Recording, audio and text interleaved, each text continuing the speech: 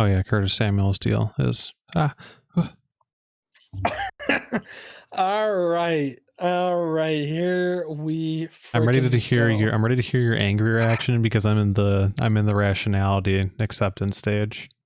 Oh boy. I started to get into it a little bit, like my initial angry reaction with my dad when we were talking about it, and I was like, I have to stop. I have to contain myself because I need to do this on the podcast.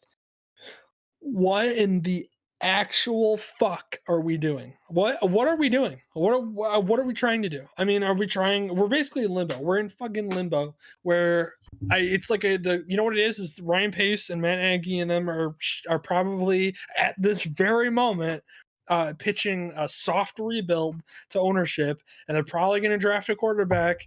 Little tip to my mock draft. We'll take a look at that later. What they're going to draft, but probably going to draft a quarterback. They're probably going to be like, "Hey, we have this quarterback. We need to develop him. Give us a couple more years." And I'm sure ownership's going to be like, "Yeah, that's great. I have no clue how to run an organization. Sounds fantastic." So here we are with our soft rebuild, which is Andy Dalton at quarterback, Damian Williams coming in, which actually I like Damian Williams. He's probably the only signing on. Well, he's probably one of the only signings on here that I like. Yeah. Um, just because he actually comes in and is an actual good running back to be used. But the only issue is that I am not very confident in Matt Nagy's ability to use three running backs because I've seen it before and it's been bad. So Yeah. He especially doesn't even like to because, use one. we lost. What was it? Davis, right? Was the other one? And then Yeah. what did he do? He went to Carolina. Uh, Christian McCaffrey went down, and then Davis was like, all of a sudden, he's a good starting running back. And it's like, yeah, he just wasn't utilized for crap here, which is basically how it's been the entire time that we've been here. So, anyways, then Allen Robinson, franchise tag, yeah, great. He signs it. He's still pissed off, and we're just doing everything we possibly can to piss him off. It's like we're like the freaking in that scenario, we're like the Packers. It's like your one player is Aaron Rodgers. Let's piss him off as much as possible every single year with our free agency and draft. That's Yep. what we're trying to do with Allen Robinson. So then that happens. Then Jermaine Ifedi comes in at right tackle. Okay, fine. He was somewhat serviceable. Granted, he did fail for the Seahawks at right tackle, but hey, let's bring him in. And so then we bring in Elijah Wilkinson, who I'm actually slightly happy about too, because I feel like he actually could compete for a starting job. So yay, there's that. Mario Edwards Jr., a very good depth pass rusher, but hey, let's make him the starting, left end or whatever. So that's fantastic. Great depth guy at starting position. Then we get Angelo Blackson. Does anybody know who that is? I don't, but he signed a 2-year deal, so apparently the Bears think that he could be here for 2 years. Probably a depth guy. Probably never going to see him again. Then you get Jeremiah. I can't even say your name, buddy, but I'm sorry that you're here. I feel bad for you. You should have signed somewhere else. We gave you a 2-year deal again. The funny part is I thought about when you were talking about like earlier when you said like, oh, everybody's signing for a 1-year deal, and then I thought about the Bears and how we're just signing everybody for longer than a 1-year deal. And I They just didn't get the memo. like not well, we're signing the wrong people, I should say, for longer than a 1-year deal. Like we bring Yeah. in Mario Edwards on a 3-year extension. He doesn't need an extension. You could sign him to an extension next year if he's productive. You don't need to do that now. Like just sign him to a 1-year deal for God's sake. Then Blackson, does he need a 2-year deal? Do we really need him for 2 years? Like I sign him It's to a 1-year deal. it's And so then weird because it seems like they're just not in tune with the rest of the league, and like the players are like, "Oh my god, I want to sign for like more guaranteed job security," and then the team I, obviously is being like, "We don't want to commit to you that long." All the other teams, and they're like 1 year, and they're like, "Okay, 1 year makes sense," and the Bears are like, "Whoa, you want to stay here for 2 years?" And they're like, "Yeah," and they're like, "Okay, well, of course we'll take you for that." yep. It's just like they don't understand what's going on with the rest of the league. Yeah, and then like Jeremiah, probably he's a good depth pass rusher. I guess we're hoping that maybe he comes in and plays significant minutes in place of our incredible signing last year with what's that pass rusher that was supposed to actually help out Robert and didn't Quinn. do anything. Yeah, Robert Quinn, that guy. He's on the roster still, getting paid like I don't know a boatload of money for no reason. So let's bring him in, and then you know what would be genius. You know what'd be great, Dylan? You know what'd be fantastic? You know what the Bears need right now, right this second, is to cut their best corner. That's what we need right now. Serve it up on a hot platter. Boom, cut. Goodbye. We don't even get a pick out of it. We won't even get anything out of it. You know what we get is a cue from the Broncos as they go, thanks for giving us a corner. Hey, we needed a corner. Thanks for giving us one of the best corners in the league. Like, like it's just so annoying. Like, why was Kyle Fuller's production? You know, people can argue like, oh, well, I don't think Kyle Fuller was worth 20 million a year. And it's like, okay, well, you go get me a corner who's better. And then the Bears went, we'll give you Desmond Trufant, and I go, thanks. I guess I can watch him. I guess last year when I used to watch him get blown by on the Lions, now I can do it on my own team. So that there's that.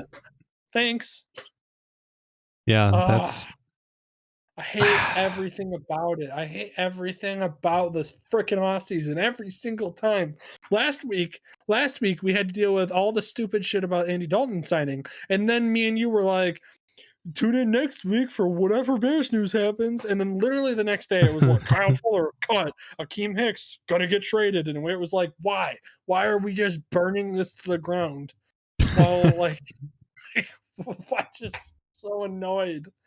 It's like this is the year where we should have had a new coach and everything, and we should have drafted a quarterback, and I would have felt good about it because we would have drafted a quarterback along with bringing in a new coach. And instead, we get the same group who are now just trying. It's like the Bill O'Brien, let's just destroy the team from the inside out before we leave. And this is what we're getting. Like, I literally sat there and I was like, I don't think Ryan Pace wants a job. Like, I don't think he does after looking at these signings. Like, I think he is putting the message out there that I don't want to be here anymore.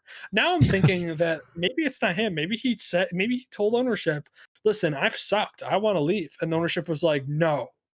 And he was like, but I want to. And they're like, no, not gonna happen. Like, it's sorry, we need you. We need you I more. hate everything about it. I'm just it's gonna be so bad. We're gonna go like at best we're gonna be 9-7 next year. At worst, we're probably gonna be like, I don't know, 6-11. The worst Yeah. part too is now we have an extra game next year to suck at. So that's great. Now I have an extra week that I have to be on the couch for and watch disappointingly as we get blown the fuck out by, the Texans who have signed nobody. The Texans with Ryan Finley at quarterback or whoever they traded for. Honestly, I feel better about Ryan Finley being here than Andy Dalton. At least with Ryan Finley, I'd be like, listen, we're not trying. With Andy Dalton, it feels like we're trying, but not really. Come on, maybe it'll work out if they just give him a great offense. Here's me, Yeah, because it worked out clown. so great. Dylan, we signed a $3 million backup quarterback who didn't perform well last year to a $10 million starting quarterback job. Yeah. Well, here we are. So Bear down. I just bear down. I'll be on the couch every freaking week like an idiot. I hate it. I hate it. Like you said, I'll be this out whole there for my 17 man, game season. Kairos. Yeah, I'm gonna be watching the special teams. Thank God I love special teams because that's the only thing I'll be watching at the freaking Bears. It's the only thing I'll be happy about. God damn it. I hate us. I just hate us. Like, all of these signings are great signings if you have Russell Wilson as your quarterback and Allen Robinson got signed to an extension and is not pissed off, and you have Kyle Fuller. All of these then are great signings. How about a rookie quarterback? Even then, a rookie quarterback wouldn't be that bad if you weren't trying to, like, if you didn't cut Kyle Fuller and try to trade Akeem Hicks, because trying to trade Akeem Hicks basically means that Akeem Hicks is done after this year. This is his farewell tour. He's done after this year. He's gone. So what you're telling me is you don't want to get anything for him, so he's gone for free. And then Kyle Fuller gone for free. And then Allen Robinson next year when the freaking salary cap goes way up, and Allen Robinson, who we didn't even want to pay on the discounted rate that he was going to give us, is going to get a massive deal from the Ravens next year. So there's that. And it's just so bad. We're so bad. We're going to be in such disarray next year. and it's going to be such a pitiful season the whole way. And honestly, I hope to God what happens next year. Best case scenario now as a Bears fan, and this is dismal, but I think the best case scenario for us now as a Bears fan is for us to draft the quarterback and then have him sit the entire year and then us just suck next year. Because then we can get a good draft pick. We fire everybody. He's had an entire year to learn at the NFL level and can jump in with a new head coach, with a new quarterback, ready to start over again for the 100th time. No, you got to play him. They don't sit. They don't sit in anymore. What if he sucks? What if he just sat out the whole year and then he comes back as the new coach and he sucks ass? Yeah, but at least then you start there. Like at least you start there. Yeah. I mean, you start with a new coach you're tied to, and you tied him with a quarterback that sucks. Yeah, but you don't have to time with a quarterback. You draft a quarterback. It doesn't mean you can't draft one next year. If you Yeah. suck and then you end up with a top 4 pick next year and you want to draft a quarterback in the top 3, then go ahead. You have a new leadership. But at least you have a quarterback that if your team if they feel happy about him being there, they at least have him. Or you True. at least have draft capital, somebody to trade.